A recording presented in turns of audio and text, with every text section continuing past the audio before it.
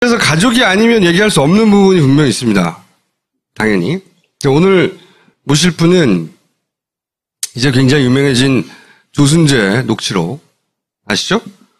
최태민의 의붓아들, 최순실의 모친 임순희 씨가 첫 번째 결혼해서 얻은, 그러니까 최태민 씨 피가 아니에요.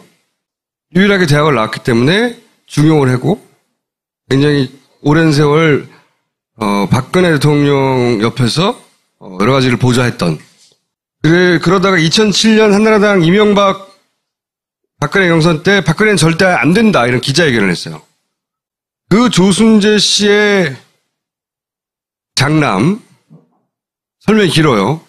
최태민의 의붓 손자, 설명이 깁니다. 조영래 씨를 모시겠습니다. 안녕하십니까. 네. 지금 한국에서 사업 좀 하다가 이제는 홍콩에서 펀드 매니저를 하고 있습니다. 파생상품. 그런데 이 사태가 터지자 휴직을 하고 돌아와서 이 책을 쓰기 시작했어요. 또 하나의 가족이라고. 자기가 아는, 아까도 말씀드렸지만 가족만 알 수 있는 게 있거든요. 자기가 아는 이야기를 써야 되겠다고. 우선 아버지 조순재 씨의 이력부터 간단하게 짚어주세요. 94년도에 유경수 여사가 서거하시고요. 네. 그 1년 뒤에 74년도 돌아가시고 75년도에 추모 1주기 사진전을 기획을 합니다. 추모 1주기 사진전. 네.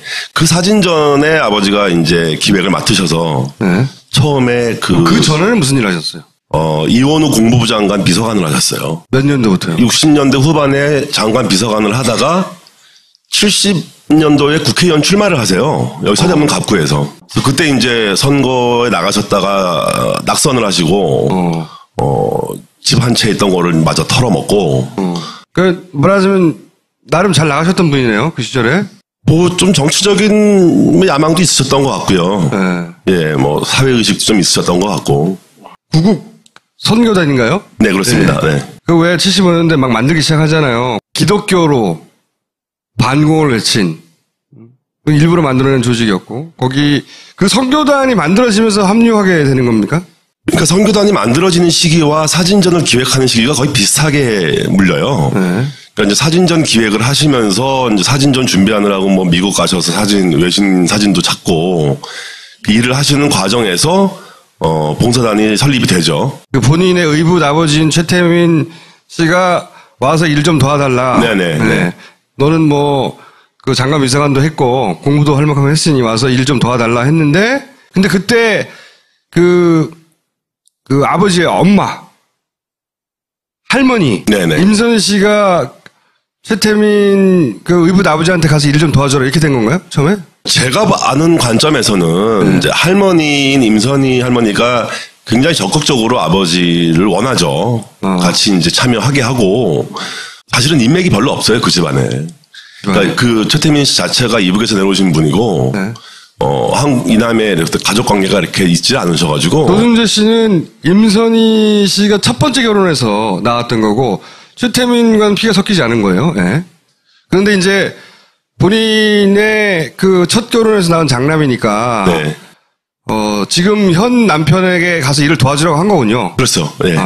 그렇게 해서 인연이 시작됐고 그게 75년도다. 네. 그때부터 소위 2007년에 이제 박근혜 이명박 경선 붙기 그 전까지 거의 계속 박근혜 대통령과 붙어 있었던 거네요.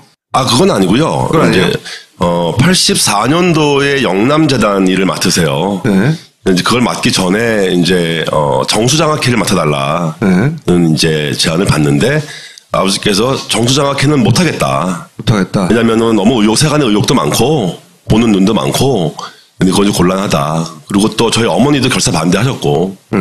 그래서 이제 차선책으로 이제 그래도 뭔가 일을 또 해줘야 될 사람이 필요하니 영남재단을 맡아달라고 얘기를 해서 아버지가 이제 영남재단 일을 하시죠. 75년에 구국선교단으로 시작해서 네. 이제 영남대학으로 이어지는 인연. 이제 영남대학교가 1인 주주로 있는 회사가 영남투자금융이라는 회사고요. 네. 그 금융회사의 전무로 자리를 옮기세요. 돈 관리를 하셨다는 얘기네. 그렇죠. 근데 이제 서울에 있는 영남대학 그 영남투자금융 서울 사무소가 있어요, 명동에. 네.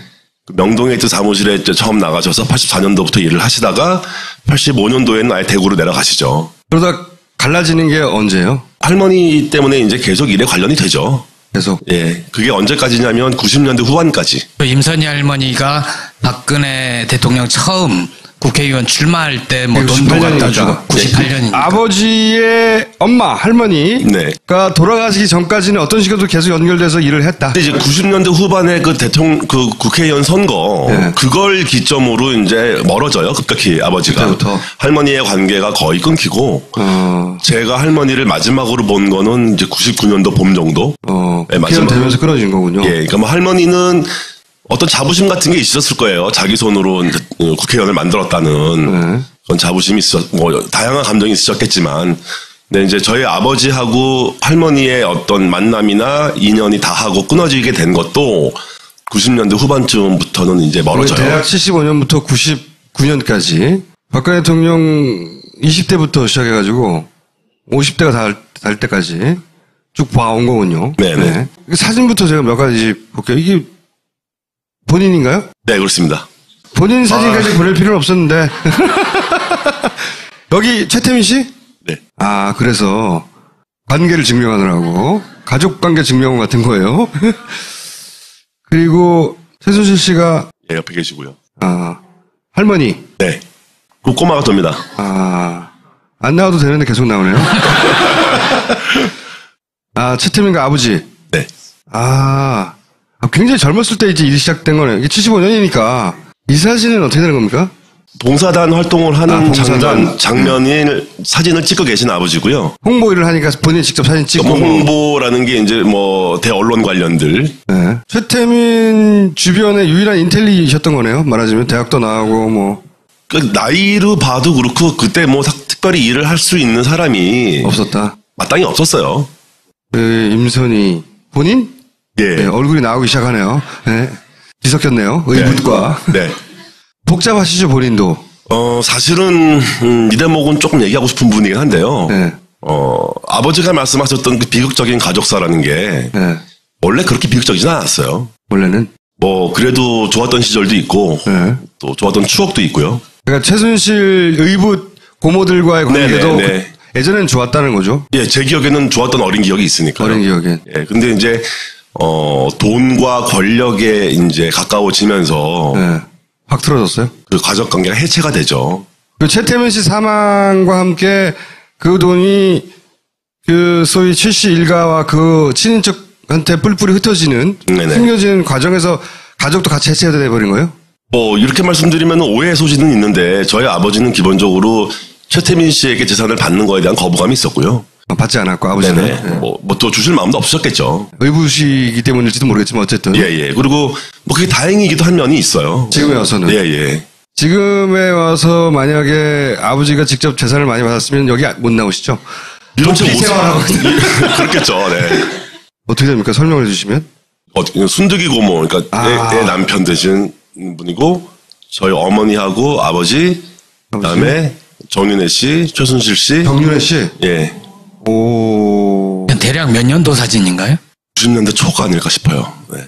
90년대 초에 결혼했다고 96년에 결혼한 게 아니라 네. 안민석 의원이 주장하기 시작했죠. 이거 뒷받침하는 사진이라 볼 수도 있겠어요. 네. 90년대 초에 이미 서로 아는 사이였구나. 아버지.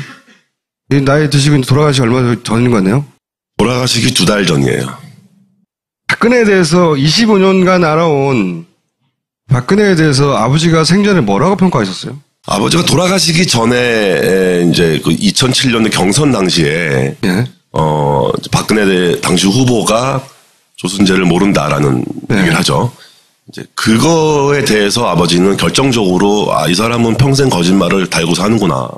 평생 달고 사는구나. 예, 그러니까 거짓말을 해 왔는데 도저히 거짓말을 할 수 없는 부분까지 거짓말을 한다는 거에 대해서 이제 아버지가 격한 분노를 느끼셨죠. 그러니까 75년부터 자기가 일을 도와줬는데 네. 25년간이나 그런데 경선에 나와서 잘 모른다고도 아니고 이제는 관계가 끊어졌다도 전혀 아니고 모른다. 네, 전혀 모른다. 네. 그때 이제 도저히 참을 수 없다 이렇게. 근데 이제 뭐 아버지 입장에서는 여러 가지 감정이 있었어요. 왜냐하면 그냥 어떤 사람이 날 모른다고 거짓말하는 자체가 문제가 아니고 유족들도 모른다.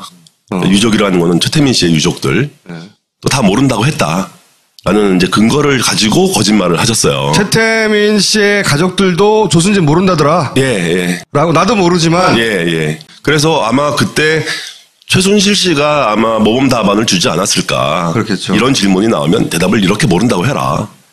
에 따라서 그냥 하셨을 것 같아요.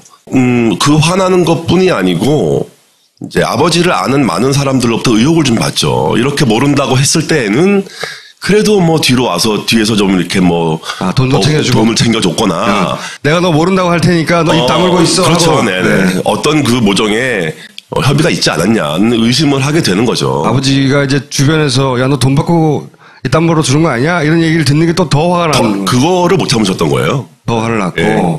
그러니까 나의 의지와 나의 인생이 다른 사람들에 의해서 어떤 평가가 내려질 때 속수무책일 거라는 그거에 대해서 이제 항거하시는 거죠. 그런 일이 터지기 전에도 그렇게 긴 세월 네. 지켜봤으면 바로 옆에서 지켜봤잖아요, 사실은. 그렇죠. 네. 지켜봤으면 평가가 있을 거 아니에요. 뭐 어라고 평가했냐 이거죠. 아버지의 그 진정서나 이제 그 녹취록. 거기에 나온 거로는 무능하다.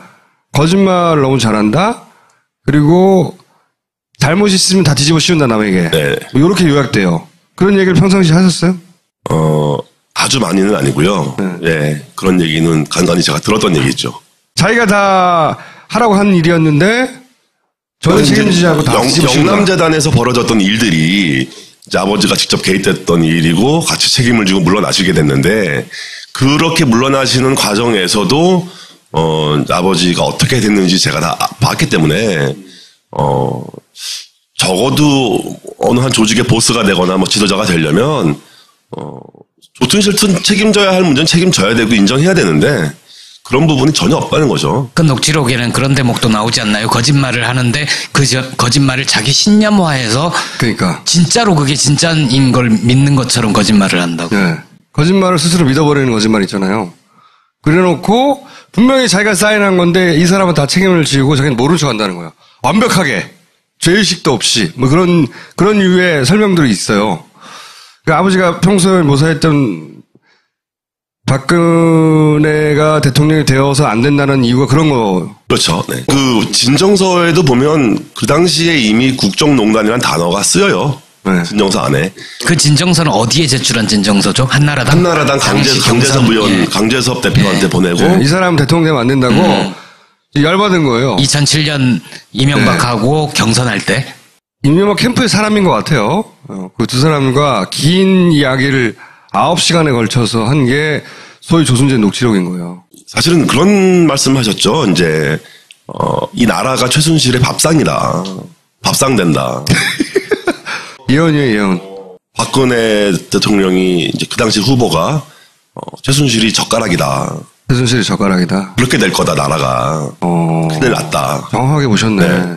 근데 그때 왜 그런 말씀하셨는지 그것도 좀 신기하긴 해요. 예. 그냥 본 게 아니라 아버지가 돌아가시기 전에 그런 후회를 하셨다면서요. 박정희의 재산을 최태민에게 넘기는데 제가 정확한 워딩은 아닌데 네. 대략 그런 의미 넘기는데 내가 기여한 것에 대해서 크게 후회한다. 아버지가 자책을 하셨어요. 굉장히 많이. 뭐라고? 내가 잘못한 일의 결과라고 생각하셨던 부분이 있고 그러니까 전체적인 구조가 그리고 내 손으로 그랬다. 내가 내 손으로. 직접 개입했다라는 단어와 내 손으로 그랬다라는 부분이 나와요. 내 손으로 그랬다. 이제 저는 나중에 그걸 제가 해석을 해야 되는 부분이 있는데. 근데 그 내 손으로 했다는 게 이제 겨우 말하자면 최순실이 그런 돈을 가지고 휘두르고 박정희 대통령의 뭐 예를 들면 금고 혹은 비자금 뭉탱이 돈이 옮겨지고 이제 옮겨지는 과정에서 어떤 에피소드 하나가 있어요. 그걸 가지고 제가 이제 강하게 추정을 하는 부분인데 저희 친척 되시는 이제 어르신이 젊으셨을 때 운동하시는 분이셨는데요. 이제 그분이 운동하는 그 사범들하고 유단자들을 이제 몇 명 동원을 해서 강남의 어딘가에 가서 지키는 장면이 나와요. 지키는 장면이요? 예, 그렇게 이제 아버지가 몇 명을 이제 요청을 해서 데리고 강남에 있는 어느 건물에, 어느 집에 가서 방에 있는 박스들을 지켜요. 근데 그 박스가 지킨 박스가 무슨 재산이 들어있었다고 하네. 이제 어느 방 안에서 한 2, 3일 정도 며칠을 거기서 먹고 자고 하면서 그 박스들을 지켜주죠. 그래서 저는 그게 아마 이제 뭔가가 중요한 것들이 옮겨지는 과정에 어떤 중간 지점에서 그거가 아마 그거랑 관련이 있지 않냐. 그 시절이, 이제 11.6 사태가 나고 나서. 직후에. 네, 직후 한두 달 정도 지난 시기로 이제 그 어르신은 기억하시니까, 그때쯤 벌어진 정황상 그게 그거 아니겠냐라는 추정이죠. 그거가 그러면 이제 소위 청와대에 남아있던 금고가 혹은 청와대 안가나 혹은 거기 남아있던 재산이 옮겨지는 과정이었을 수도 있고요. 그죠? 저는 그렇게 추정을 한 거죠. 11.6 직후라면. 네네. 네. 그게 최태민 사망 직후라면 지난번 최재석 씨 스토리하고 이어지는데 이거는 아닌 거죠.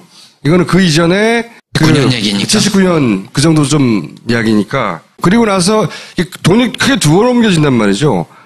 한 번은 박정희로부터 최태민에게, 그리고 최태민으로부터 최순실에게, 일가에게. 네. 두 번 옮겨지는데 앞부분은 그 시절에 최태민 씨 옆에서 최태민을 보좌할 정도의 이력이나 학력이나 경력을 가진 사람이 아버지밖에 없었기 때문에 충분히 그랬을 법한 상황인데, 나중에 94년도에 네네. 98년까지 인연이 이어졌다고 하니까 94년도에도 혹시 그런 역할에 저희는 그때 최태민 씨 돌아가신 걸 몰랐어요.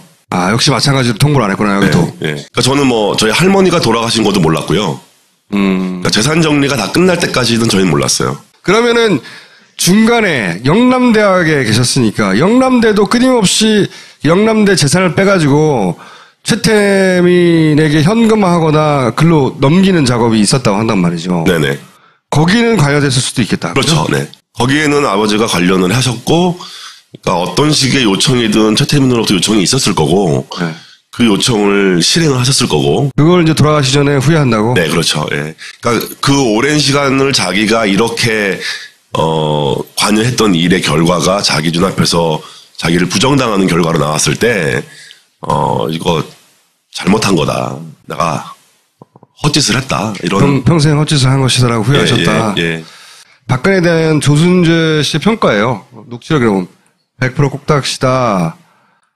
이제 아버지가 정해지면 한 획도 틀림없이 그대로 해버린다거나 꼭딱시다는 얘기 있어요. 그리고 결과적으로 잘못되면 책임 전가하는 것을 완전 밥 먹듯이 쉽게 했었다. 이런 평가들. 그러면서 이 영남 때 예를 듭니다. 예. 이게 녹취록 일부고요. 그리고 이런 거 있습니다. 업무에 대한 것도 결과가 나쁘면 전부 잡아 떼버린다. 사전에 다 상의하고 다 협의하고 다 최종적으로 했는데 결과가 나쁘면 전부 다 잡아떼고 자기 속 빠지면 된다. 지금 하는 거하고 똑같죠. 이제 이 대목을 내가 본격적으로 물어보려고 아까 얘기를 한 건데, 공동 이익을 위해 설립됐다. 경제도 공동체다. 특검의 결론은.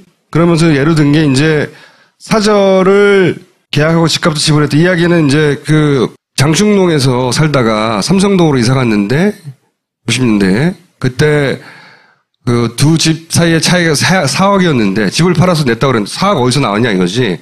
찾다 보니까 할머니 임순희 씨가 그 4억 차액뿐만 아니라 집 전체 계약과 그 전체 집의 계약금이었던 판매 대금이었던 10억 5천을 한 번에 지불했다를 부동산 업자가 특검에 증언을 하죠.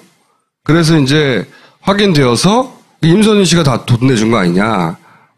공동체 맞네. 이런 결론에 도달하고 다른 사람들도 있어요. 옷값도 내주고 등등등.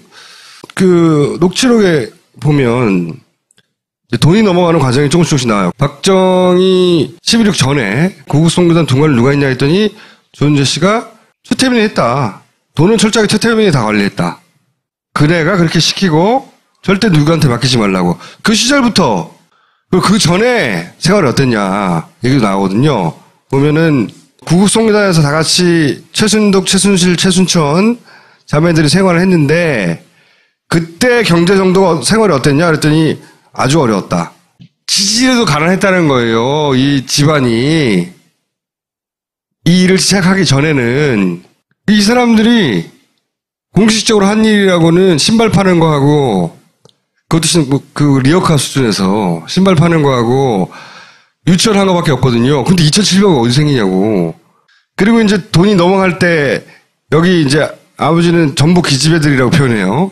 최순실 최씨, 예, 자매들. 네. 이거는 그러니까 최태민 사망이죠. 사망 이후에 사돈의 8존까지 전부 다 분산시키고 왔다. 돈을. 이 과정을 아시는 거죠. 어떻게 분산하는 건지. 그리고 나서 그 시절에 엄청난 돈이 움직였는데 이때 가족이 아마 풀풀이 흩어진 것 같아요. 가족관계 끊어진 것 같은데. 그 시절은 뭐 벽 뚫고 돈 숨기던 시절이다. 그러니까 이 돈들이 어떻게 풀풀이 다 흩어졌는지 다 말할 수 없다. 뭐 이런 얘기를 하면서. 그리고 나서 이런 의문도 얘기가 나옵니다. 그때 이미 돈이 1,000억이 넘는다고 그랬어요. 그건 이제 대화자가 하신 얘기. 예, 대화자가 1,000억이 넘는다고 뭐 얼마야 뭐 셋이 가지고 있는 돈이 얼마냐 그랬더니 그 지금 특검을 조사했듯이 이게 이제 이명박 캠프 쪽에서 조사를 했나 봐요. 그러니까 1,000억이 이미 넘는다고 그렇게 얘기를 하니까 11.6 이후에 생긴 돈이 1,000억이 넘는 거예요. 이게 이제 그 박정희 돈인 거죠. 그전에는 없었고 돈이 하나도. 근데 이런 질문을 해요. 이해가 안 가는 게 박근혜 그 많은 돈을 왜 전부 다 최태민에게 줬을까? 그러니까 아버지도 불가사의하다고 해요. 네. 불가사의하다고 왜 최태민에 다 줬을까? 그러면서 이제 이유도 일부는 말합니다. 본인이 뭐 당황하기도 했고 능력도 없고 경험도 없고 사회경험도 없으니까 그러니까 글로 갔겠지. 이런 짐작을 얘기하는 거죠. 그 박근혜와 최순실 일가는 경제 공동체이다. 라고 할 만한 보고 듣고 겪은 일들이 뭐가 있냐 이거죠. 개인적으로 경제 활동을 하시지 않았으니까. 박근혜. 네. 그리고 개인적으로 소비 생활을 하지 않았으니까요. 소비 생활을 하지 않았다면 필요한 뭐 소소한 일상용품부터 뭐 집에서부터 뭐 필요한 모든 생활 비용과 하다못해 뭐 장을 보러 가서 뭐 식재료를 사오는 것까지 본인이 하지 않고 누군가가 다 해줬고 네. 또 그 비용도 저희 할머니 임선희 씨가 준 돈으로 저희 어머니가 뭐 집행을 하거나 시장 봐오거나 뭐 아니면 다른 사람들이 하거나 이렇게 누군가가 대신 소비 활동을 했으니까 이게 일상 전체가 다 할머니가 준 돈으로 했다. 아니, 그 돈도 할머니 돈은 아닌 거잖아요. 돈이 싹 넘어갔었고. 그러니까 최태민이 관리하던 박정희 돈인 거죠. 예. 뭐 그렇게 추정을 해야 되는 거죠. 네. 네. 그 박근혜 대통령이 이거 뭐 사오라고 돈을 줬다든가 뭐 이거 뭐 하나 세우고 돈을 누구한테 줬다 그런 건 없다는 거죠.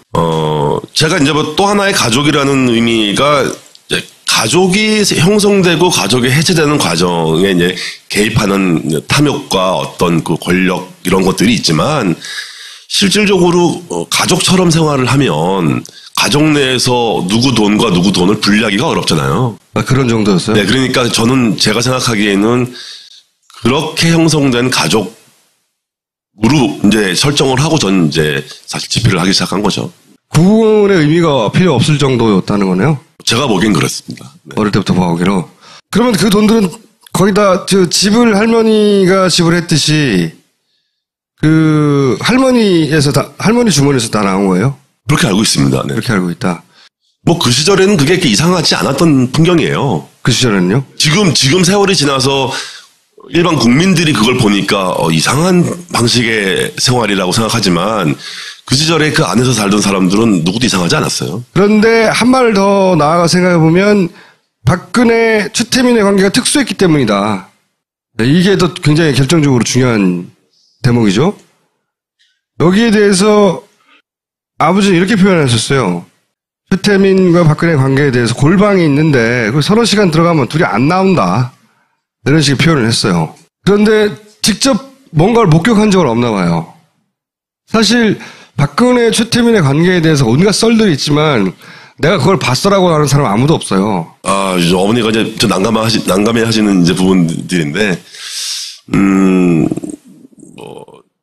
박근혜 씨 당시에 이제 생활할 때 가사 도우미. 네. 분이 이제 저 어머니가 보내서 이제 하시게 되고, 또 급하게 이제 운전기사를 이렇게 급하게 필요하면 운전기사를 이제 아버지가 찾아갖고 이제 보내주고, 건강이 안 좋으시거나 그럴 때 이제 주사를 좀 맞아야 되면 주사를 놔주시고. 어머님이 간호사 출신이셨대요. 그래서 그 주사의 히스토리가 아주 오래됐어요. 네, 그때부터. 예. 예. 그래서 직접 박근혜 몸에 주사를 놓으셨던 거죠.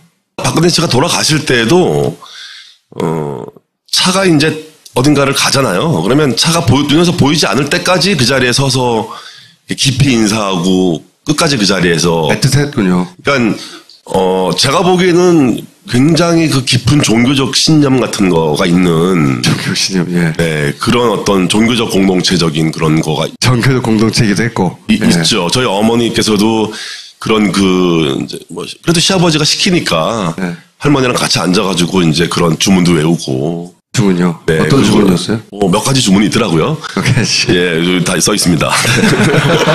그래서 그런 거를 외우고 이제 그런 건 하기 싫어서 또 이제 빠져나오고 이러던 시절인데 그래도 박근혜 씨는 끝까지 그런 특수 관계다 보니 그러니까 일반적으로 이해할 수 없거든요. 1,000억을 남에게 맡긴다는 게 상식적으로는 어려운 얘기죠. 불가능한 얘기죠. 그게 종교적 공동체든 아니면 뭐 많은 언론에서 나왔던 그런 관계든 간에 특별한 관계였다. 가능하게 믿을 만한 사람이 딱 한 사람밖에 없었겠죠. 그런 것 같아요. 어떤 의미로도 믿을 수 있는 사람이 한 사람밖에 없었던 것 같고. 그래서 돈은 글로 다 남아갔다는 거죠. 그러니까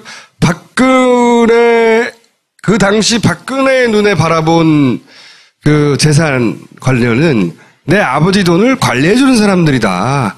그러니 그들이 나의 수발을 들며 돈을 당연히 그쪽에 쓰는 게 당연하다. 뭐 이렇게 생각했을 수 있어요. 그죠?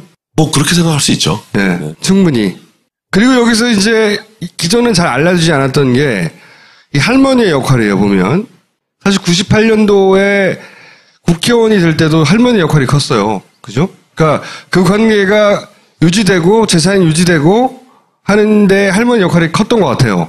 네, 그렇게 보고 있습니다. 네, 그렇게 보고 있는데 스포트라이트에서 이제 잠깐 정리한 거를 그 부분만 추려서 한번 볼게요. 지난주에 나온 건데. 끌어모은 최 씨 일가. 조순재 씨의 장남 조영래 씨는 용기가 필요했을 어려운 고백을 합니다. 할머니자 최순실의 어머니인 임선희 씨가 전체 구조의 중심이었다는 겁니다.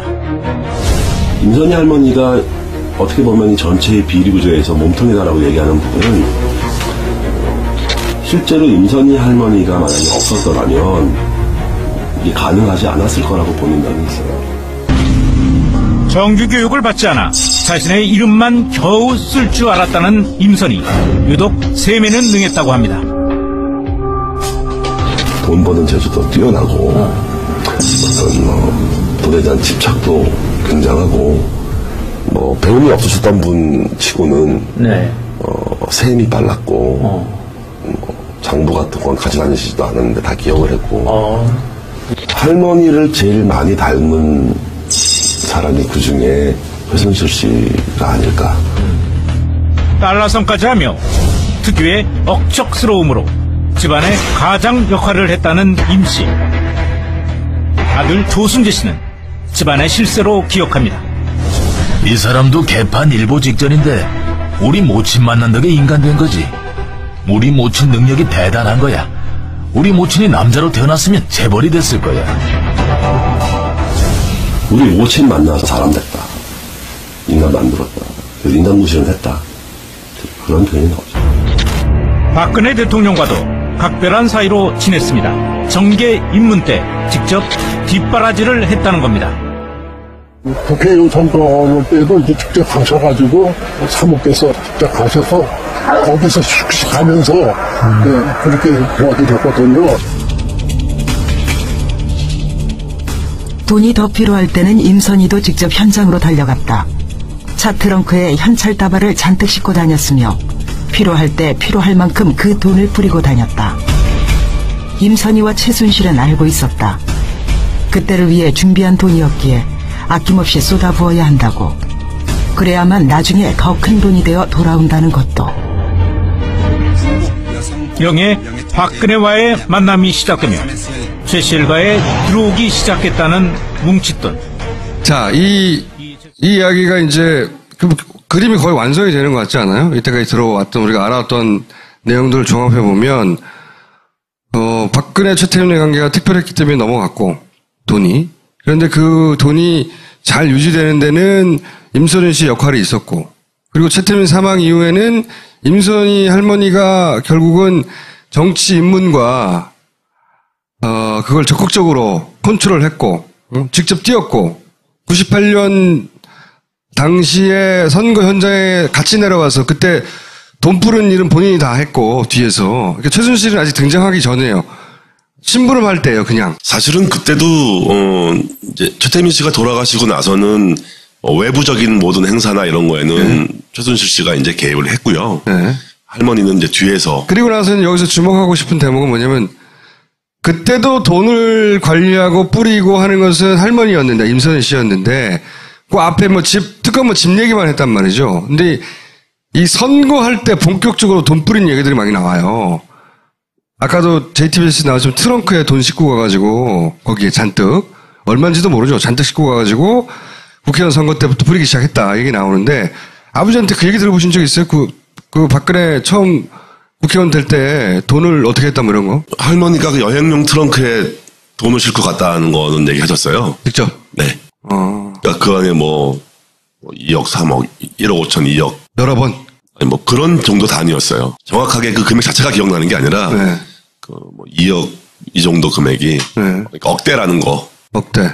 그거를 이제 여행용 트렁크에 넣어서 할머니가 싣고 갔다. 그러니까 니네 할매가 싣고 갔다 이런 얘기가 나오죠. 불법이기도 하지만 불법 이전에 그 돈의 출처가 임선희 씨라는 겁니다. 박근혜 대통령이 뭐 팔아서 낸 게 아니라. 근데 아까 방송에 나왔던 책 인용한 대목은 어느 책이에요? 그건 제 초고예요. 네. 초고. 네. 그러니까 그 표현에 이 돈을 언제 써야 될지를 정확하게 알고 있었다. 그 초고들이 이제 변호사하고 이제 법률 검토도 마치고 이제 이렇게 하는 과정에서 상당히 많은 부분의 표현들이 좀 조정이 되죠. 그리고 그 이야기를 뒷받침하는 그 최순실 17년 운전기사의 증언도 있어요. 이게 작년 말에 나온 세계일보가 보도한 내용인데 워낙 많은 뉴스가 쏟아져 나와서 그렇게 눈에 띄지 않고 묻혀버렸어요. 근데 지금 한번 보시면 선거 거의 내일부터 시작한다 그러면 오늘 가정부 됐고 이제 공직선거 하루 전날이군요. 그렇지 하루 전날쯤 내려가는 그 살아가는데 자 98년도도 그렇고 2000년도도 마찬가지야. 누가 오겠어요? 차에서 꺼내가지고. 옮기는 건 내가 갖다 놨지. 옮기는 거는? 그 방에다 갖다 놨지. 2층 거기 집에. 그 방에는 돈 가져가는 거는 그 할매가 자는 방이에요. 하나는 박 의원이 자고 하나는 할매가 자는 방에 그 돈이 있어. 박 의원은 돈이 얼마가 나가고 그러는 몰라. 2000년도는 어땠어요? 2000년도 똑같이 했다고 그랬는데 어떻게 했어요? 2000년도? 그때도 맨 똑같아. 돈을 그때 배달했다는 거죠. 한마디로 말하면. 그 증언이 이제 아버지의 얘기나 이 운전기사의 얘기나 다 일치하는 거죠, 이게. 또 이야기도 합니다. 오랜 시절 같이 했으니까 최태민의 재산이 결국 사망하자 최순실 쪽으로 여기서 최순실은 이제 최씨 자매들을 지칭하는 거예요. 자매들로 옮겨졌다라는 진술도 쭉 해요. 요약하면 그거예요. 재산이 일로 넘어갔다. 자기가 봤다. 이런 경험담을 얘기하는 거죠. 그 당시에 저희 아버지가 그걸 되게 이상하게 생각하고 잘못됐다는 그 현실 인식이 그 당시엔 좀 희박했던 것 같고요. 없었겠죠, 그때는. 네. 그리고 이제 2007년도 돌아가시기 전에 이제 언젠가부터 이제 정치 쪽으로 박근혜 씨가 한 발 한 발 다가가는 거를 좀 불편하게 느끼기 시작했어요. 저 자질로 된다는 말인가? 네, 이제 정치적 역량도 문제지만 여러 가지 면에서 그러니까 아버지는 옛날에는 그러셨죠. 뭐 그 박정희 대통령에 대한 뭐 추모 사업이라든지 사회 활동이나 봉사 활동 정도를 하는 게 좋다. 정치에 깊이 들어가는 거는 불편했다. 자질도 안 되고. 네. 그런데 이제 어느 순간en간 확 들어갔는데 대통령 후보가 돼서 경선에 이제 자기를 부정하는 그 인터뷰 그 증언을 했을 때 뭐 어떤 부분은 사실 이해는 해요. 왜냐하면 최태민 씨와의 관계를 그냥 옛날에 뭐 같은 일을 하면서 좀 도와준 정도의 관계로 의미를 축소해서 인정 안 할 수는 없고 다 증거들이 사진이 있으니까 그러니까 그렇게 축소해서 인정을 해왔는데 조순재까지 안다고 얘기하면 이제 그 거짓말이 드러나게 될 가능성이 좀 높아지잖아요. 그러니까 아버지를 인정할 수가 없었던 거예요. 최순실 쪽에서 인정하면 안 된다고 그랬겠죠. 그렇죠. 예. 네. 그건 뭐 당연히 그랬을 거고요. 의붓 오빠지만 우리 과거의 치부를 다 알지 않느냐. 인정하면 안 된다 이렇게 했겠죠. 당연히. 인정을 하고 나면 그 다음에 또 이제 아버지가 무슨 다른 증언을 했을 때는 사실성을 가지게 되니까 인정할 수 없었겠죠. 아예 부인해서 저 사람이 하는 말이 거짓말로 만들어봐야 그래야 되는. 그랬다고 봐야죠. 네. 할머니가 돌아가신 이후에 급격하게 관계가 나빠진다고 하셨잖아요. 돌아가시기 전에도 할머니를 한 몇 년간 못 뵀어요, 저는. 그러니까 저희 아버지도 못 봤고, 네. 그러니까 할머니가 재산이 있던 시절에는, 이제 재산이 이제 점점 딸들에게 넘어가는 과정에서는 네. 저희 아버지가 배제당하죠. 네. 그러면서 이제 저희 아버지도 아들이니까 엄마가 보고 싶을 수 있고. 네. 친엄마잖아요. 그렇죠. 아버지 입장에서. 평생 엄마에 대한 어떤 모성에 대한 그리움이 있었어요, 아버지는. 당연히 그렇겠죠. 근데 그거를 이제 10살에 이제 할머니가 제가 가시면서 아버지를 두고 가셨으니까. 네. 그러니까 잃어버린 모성을 계속 찾는 과정 속에서 헤맸던 것 같고요. 그래서 더더욱 최태민 일을 도와줬겠죠. 엄마가 도와주라고 하니까, 친엄마가. 거절할 수 없었다고 봐야죠. 네. 가족 관계 해체라는 게 그런 거예요. 이제, 기대하지 않았던 돈이 생기면 더 행복해져야 되는데, 기대하지 않았던 돈이 생기는 순간 가족 관계가 다 깨진다는 거죠. 이제 이게. 의붓 오빠이긴 하지만 저쪽에 재산을 주고 싶지 않았던 최 씨 자매가. 네네. 아버지를 철저히 배제했을 수 있겠네요. 그렇죠. 네. 네. 당연히 그랬죠. 그러면서 떨궈져 나갔고. 네네. 그 과정에서 엄마도 잘 못 보게 되는 상황이 벌어진 거군요. 이복 오빠를 철저히 배제하는 과정에서 동원한 폭력이나 이런 걸 보면, 거긴 무슨 짓을 할 수 있는 거니까. 여기는 그냥 돈을 안 주고 그냥 연락도 안 해버리고 끊어버린, 엄마하고 관계를 끊어버린 거구나, 아예. 이제 그 부분이 할머니는 사실 좀 주고 싶어 했어요. 전 알고 있었죠. 그렇겠죠. 친엄마인데. 네. 할머니의 의지는 분명히 저도 귀여움을 받은 손자고 또 아버지도 안타까워 하셨고 이제 그럴 수 없는 사정은 아버지가 아마 그럴 수밖에 없지 않았겠냐. 아버지는 이해하시는 부분이 있었고요. 그런데 다만 엄마를 못 보는 게 오래됐고 이제 엄마를 못 본 상태에서 이제 돌아가신 것도 우리는 몰랐고. 그거야 뭐. 예, 그런 것들이 이제 아버지한테는 한으로 남으신 거죠. 그럼 특검이 수사 결과를 경제에서 가족이라고 발표하셨을 때 어떠셨어요? 사실은 제가 이렇게 인터뷰라는 거를 하고 요새 이렇게 하는 이유는요, 꼭 주장하고 싶은 얘기가 있어요. 네. 이게 길고 오래된 부정부패의 이야기라는 본질, 이거를 이렇게 벗어나서 얘기를 하기 시작하면 자꾸 다른 데로 흐르는데, 이제 이 부정부패가 본질이라는 걸 놓고 이제 다시 다 조명해보면 전부 부정부패한 얘기들의 스토리거든요. 박정희가 쌓은 돈도 부정부패했던 것이고. 그러니까 처음에 박정희 대통령의 사후 자금이라는 게 세상에 알려져도 청렴한 이미지에 타격을 입을 거고, 그러니 공개할 수도 없고, 더 갖다 버릴 수도 없고, 어떻게 할 수가 없었던 거겠죠. 그러니까 아버지는 그런 의미에서 아까 당황하기도 했고, 그래서 그랬다고 얘기하시지만, 부패가 싹틀 수 있는 구조가 아주 잘 만들어져 있던 환경에 기가 막히게 그 현장에 서 있었던 분. 그리고 그 부정부패 위에서 부정부패를 통해서 계속 관리해 나가고 확대해 가고. 그 수십 년의 세월이 부정부패의 연장의 연장으로 계속 이어진 거니까 부정부패가 이 사회에 어떤 해악을 끼쳤나. 그래서 이 논의가 사실 저는 앞으로 세대에게 이게 어떤 의미를 주냐. 근데 앞으로는 좀 어떻게 바뀌어야 할 거냐 하는 논의를 시작하는 계기가 됐으면 좋겠어요. 이 책의 내용은 그러면 한마디로 말해서 최태민, 임선희, 박근혜까지 이어지는 경제 공동체이자 부정부패를 가족사적 관점에서 바라본 겁니다. 네, 그렇습니다. 정확합니다. 그래서 특검의 결론에 대해서는 너무 당연한 결론이 나왔다고 생각했겠네요. 그럼요. 네. 사실은 특검도 의심을 했었어요. 네. 특검이 특별하게 뭘 밝힐까. 네. 그런데 특검에서 경제적 공동체라는 개념을 얘기하고, 그거를 혐의로 이제 밝혔을 때, 좀 사회가 바뀔 수 있겠다, 이제. 제대로 짚었다. 네. 네. 이거 어디에 가서 끝까지 닿을지 모르겠지만, 일단 출발은 제대로 하지 않았나. 이게 굉장히 어려운 얘기 하신 거예요. 자기 아버지. 본인의 아버지, 본인의 할머니가 이 박근혜와 경제적 공동체를 구성하는데 주요한 배역이 없고, 그리고 그거를 가족사의 관점에서 다 일일이 밝히겠다고 하는 거니까. 사실은 이 사건을 진행되는 걸 보면서 굉장히 만감이 교차했을 것 같아요. 사실 이 책을 쓴 동기를 저번에 여쭤보셨을 때, 아버지가 불쌍해서 했어요.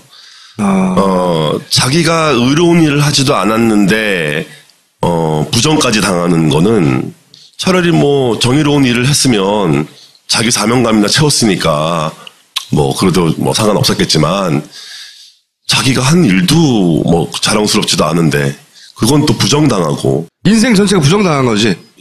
허무하신 거죠. 그것도 이제 죽을 날도 얼마 안 남았는데 그러니까 아버지가 돌아가기 전에 풍경이 되게 외롭고 그랬어요. 근데 그때를 생각하고선 이제 방송에서 아버지 음성이 나오잖아요. 홍콩에서 이제 잠자려고 이제 그 방에 누워 있는데 방송에서 아버지 음성이 들려요. 아, 눈물 많이 나더라고요. 그래서 불쌍해서 내가 책 한 권 써드려야겠다. 실제 있었던 일이 뭔지 역사에 남겨놔야 되겠다 이런 거네요. 네, 그렇습니다. 마지막으로 하고 싶은 얘기 있어요? 오늘 여기까지 했습니다. 뭐 전체적으로 부정부패한 사회가 조금 투명해지는데 제가 조금 시작을 하는데 기여했다는 평가만 받으면 뭐 여한이 없겠습니다. 알겠습니다. 감사합니다. 예. 네, 얼굴이 나오기 시작하네요. 네. 뒤섞였네요. 의붓과. 네. 복잡하시죠, 본인도? 사실은 이 대목은 조금 얘기하고 싶은 분이긴 한데요. 네. 아버지가 말씀하셨던 그 비극적인 가족사라는 게 네.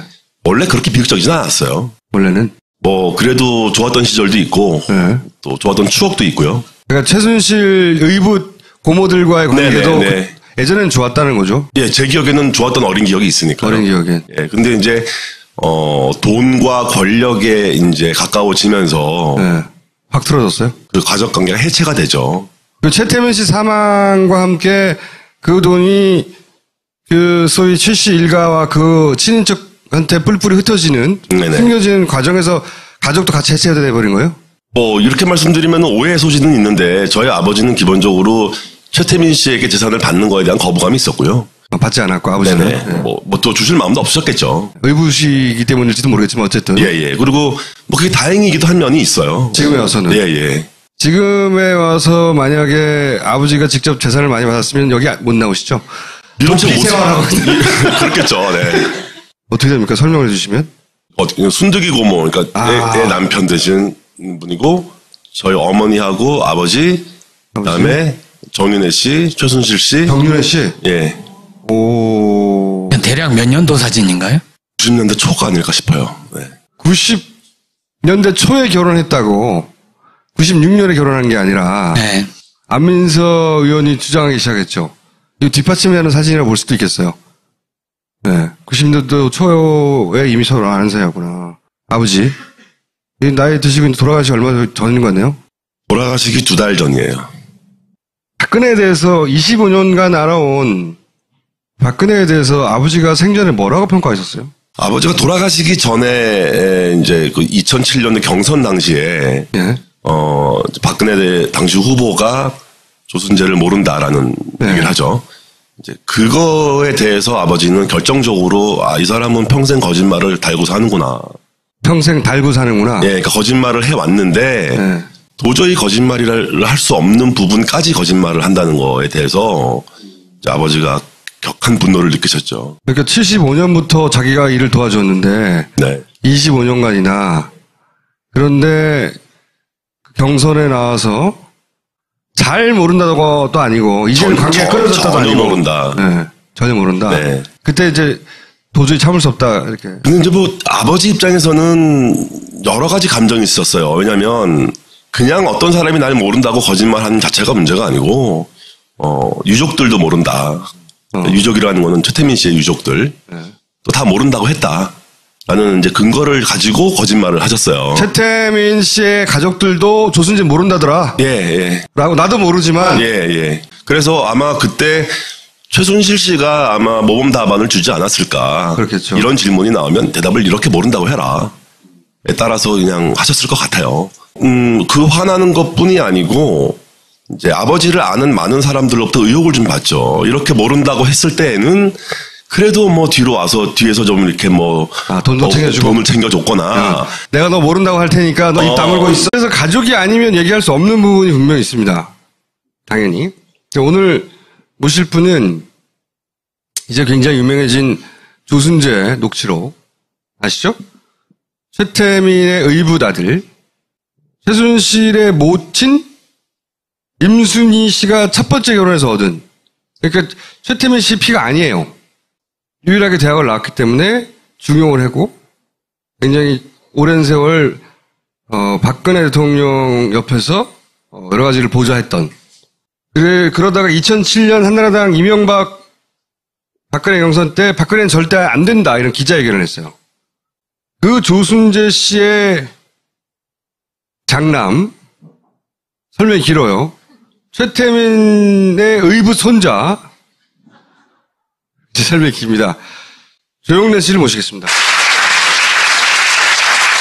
안녕하십니까. 네. 지금 한국에서 사업 좀 하다가 이제는 홍콩에서 펀드 매니저를 하고 있습니다. 파생상품. 그런데 이 사태가 터지자 휴직을 하고 돌아와서 이 책을 쓰기 시작했어요. 또 하나의 가족이라고. 자기가 아는, 아까도 말씀드렸지만 가족만 알 수 있는 게 있거든요. 자기가 아는 이야기를 써야 되겠다고. 우선 아버지 조순재 씨의 이력부터 간단하게 짚어주세요. 94년도에 유경수 여사가 서거하시고요. 네. 그 1년 뒤에 74년도 네. 돌아가시고 75년도에 추모 1주기 사진전을 기획을 합니다. 추모 1주기 사진전. 네, 네. 그 사진전에 아버지가 이제 기획을 맡으셔서 네. 처음에 그 전에는 무슨 일 하셨어요? 이원우 국무부 장관 비서관을 하셨어요. 몇 년도부터요? 60년대 후반에 장관 비서관을 하다가 70년도에 국회의원 출마를 하세요. 여기 서대문 갑구에서. 그때 이제 선거에 나가셨다가 낙선을 하시고 집 한 채 있던 거를 마저 털어먹고. 그 말하자면 나름 잘 나가셨던 분이네요. 그 시절에. 뭐 좀 정치적인 야망도 있으셨던 것 같고요. 네. 예, 뭐 사회의식도 좀 있으셨던 것 같고.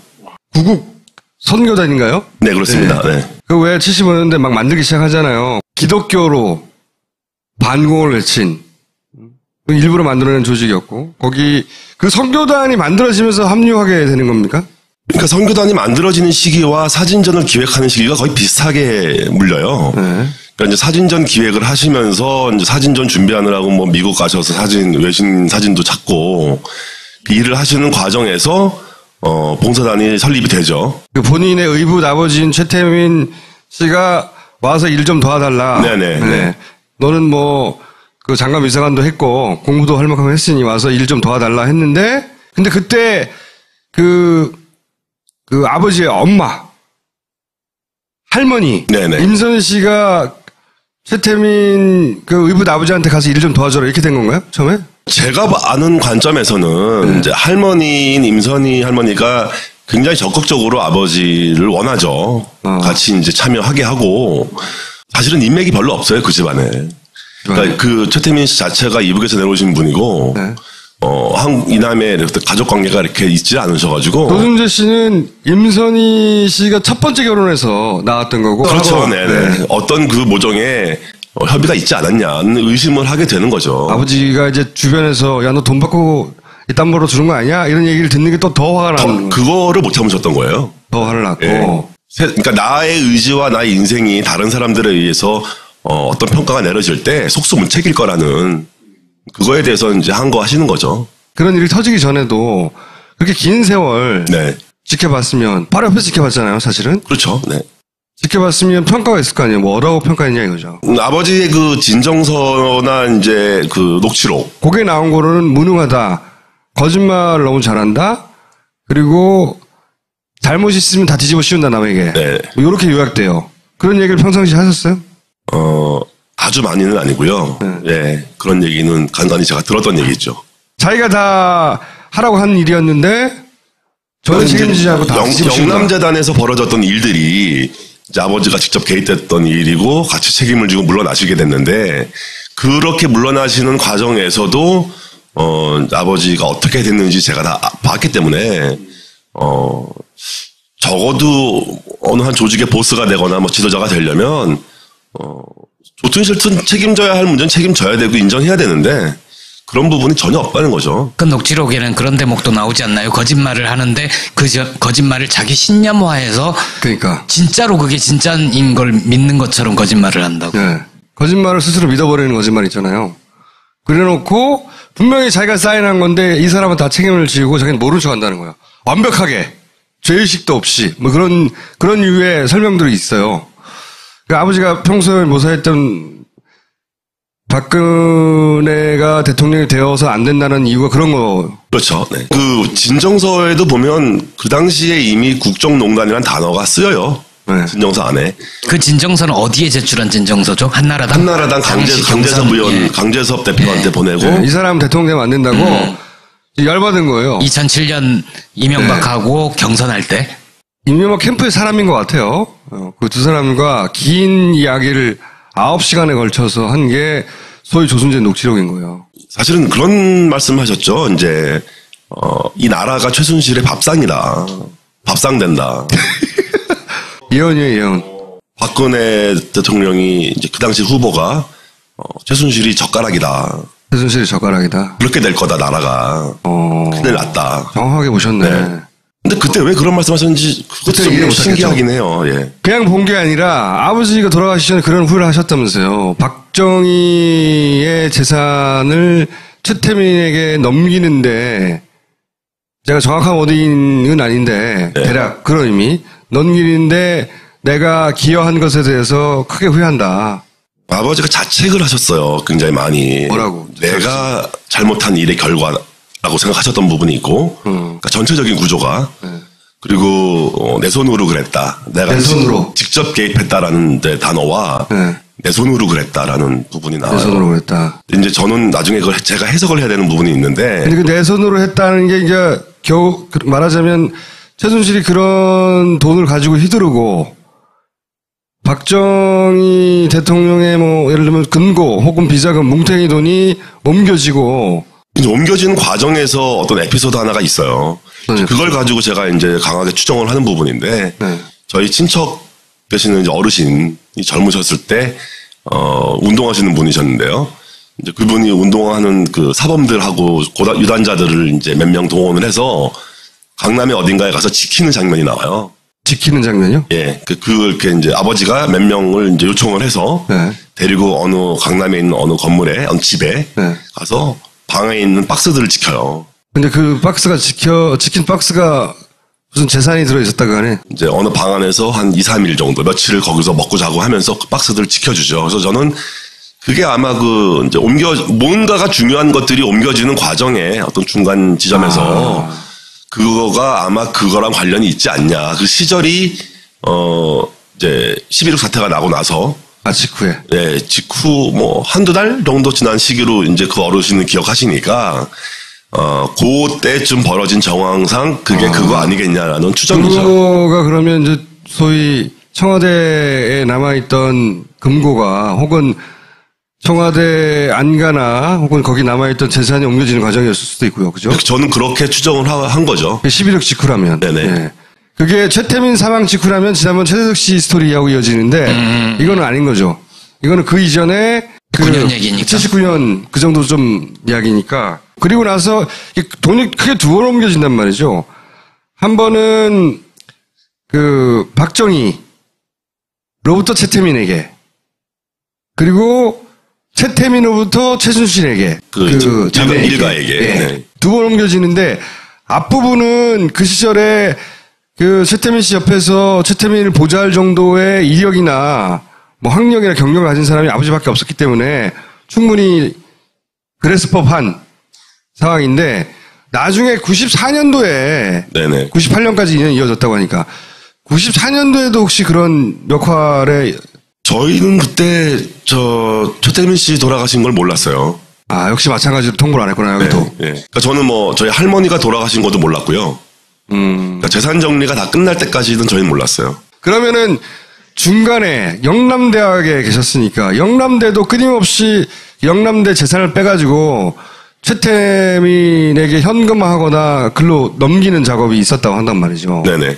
거기는 관여됐을 수도 있겠다. 그렇죠. 네. 거기에는 아버지가 관련을 하셨고, 그러니까 어떤 식의 요청이든 최태민으로부터 요청이 있었을 거고, 그 요청을 실행을 하셨을 거고. 그걸 이제 돌아가시 전에 후회한다고? 네, 그렇죠. 예. 그러니까 그 오랜 시간을 자기가 이렇게 관여했던 일의 결과가 자기 눈앞에서 자기를 부정당하는 결과로 나왔을 때, 이거 잘못한 거다. 내가 헛짓을 했다. 이런. 평생 헛짓을 한 것이다라고 후회하셨다. 예. 박근혜에 대한 조순재 씨의 평가예요. 녹취록에 보면 100% 꼭딱시다. 이제 아버지가 뭐뭐 정해지면 한 획도 틀림없이 그대로 해버린다거나 뭐 꼭두 확실한 얘기 있어요. 그리고 결과적으로 잘못되면 책임 전가하는 것을 완전 밥 먹듯이 쉽게 했었다. 이런 평가들. 그러면서 이 영남 때 예를 듭니다. 예. 이게 녹취록 일부고요. 그리고 최태민과는 피가 섞이지 않은 거예요. 예. 그런데 이제 본인의 그 첫 결혼에서 낳은 장남이니까 네. 지금 현 남편에게 가서 일을 도와주라고 한 거군요. 그렇죠. 네. 그렇게 해서 인연이 시작됐고 그게 75년도다. 네. 그때부터 소위 2007년에 이제 박근혜 이명박 경선 붙기 그 전까지 거의 계속 박근혜 대통령과 붙어 있었던 거네요. 그건 아니고요. 그건 아니에요? 84년도에 영남재단 일을 맡으세요. 네. 이제 그걸 맡기 전에 이제 정수장학회를 맡아달라. 네. 이제 제안을 받는데 아버지께서 정수장학회는 못하겠다. 왜냐면은 너무 세간의 의혹도 많고 보는 눈도 많고 근데 그건 좀 곤란하다. 그리고 또 저희 어머니도 결사 반대하셨고. 그래서 이제 차선책으로 이제 그래도 뭔가 일을 또 해줘야 될 사람이 필요하니 영남재단을 맡아달라고 얘기를 해서 아버지가 이제 영남재단 일을 하시죠. 75년에 구국성교단으로 시작해서 네. 이제 영남대학으로 이어지는 인연. 이제 영남대학교가 1인 주주로 있는 회사가 영남투자금융이라는 회사고요. 네. 그 금융회사의 전무로 자리를 옮기세요. 돈 관리를 하셨다는 얘기네. 그렇죠. 근데 이제 서울에 있는 영남대학 그 영남투자금융 서울 사무소가 있어요. 명동에. 네.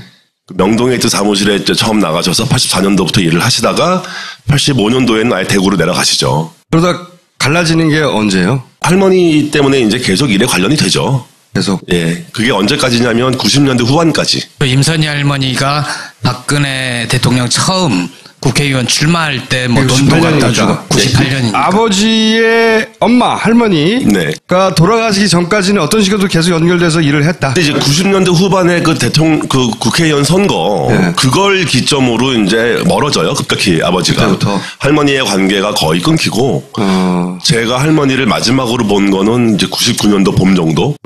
마지막 되면서 끊어진 거군요. 예. 그러니까 뭐 할머니는 어떤 자부심 같은 게 있었을 거예요. 자기 손으로 이제 국회의원을 만들었다는 그런 자부심이 다양한 감정이 있으셨겠지만, 근데 이제 저희 아버지하고 할머니의 어떤 만남이나 인연이 다 하고 끊어지게 된 것도 90년대 후반쯤부터는 이제 멀어져요. 대략 75년부터 99년까지 박근혜 대통령 20대부터 시작해가지고 50대가 달 때까지 쭉 봐온 거군요. 네네. 사진부터 제가 몇 가지 볼게요. 이게 본인인가요? 네, 그렇습니다.